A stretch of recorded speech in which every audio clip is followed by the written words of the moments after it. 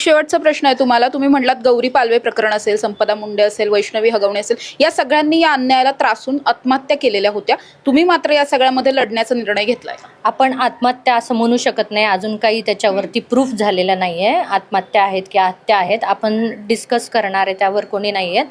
जे काही आहे मुलींना टॉर्चर झालेला असं नसतं की मुली मुद्दामून तिथं राहतात किंवा ह्या समाज असतो, आईवडिलांची इज्जत असते, कुठेतरी मुलींचं प्रेम पण असतं आपल्या नवऱ्यावर, त्याच्यामुळे मुली हे सगळं सहन करत असतात.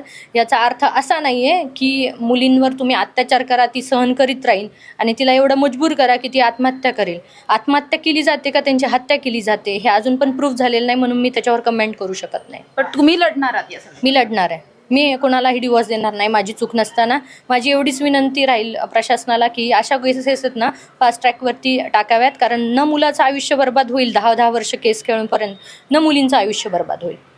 नक्कीच माझ्याबरोबर स्नेहल घुगे होत्या. त्यांचं असं म्हणणं आहे की कितीही अन्याय अत्याचार काहीही झालं, मला कितीही दबावात टाकण्याचा प्रयत्न केला तरी सुद्धा या सगळ्यामध्ये मी डिवोर्स देणार नाही, माझी चूक नव्हती. आणि त्याचबरोबर जे काही सध्या राजकीय रंग या सगळ्या प्रकरणाला आलेले आहेत, खरं तर माझा कुठल्याही राजकीय पक्षाशी संबंध नाही आणि माझं कोणी बोलवता धनी सुद्धा नाही. केवळ न्याय मागण्यासाठी मी राजकीय दारं ठोठावतीये. त्यामुळे मला न्याय द्यावा किंवा मग न्याय देता येत नसेल तर अर्थात जे काही मानसिक त्रास किंवा बदनामी या सगळ्यातून होते ती तरी थांबवावी, अशी विनंती करताना त्या पाहायला मिळतात.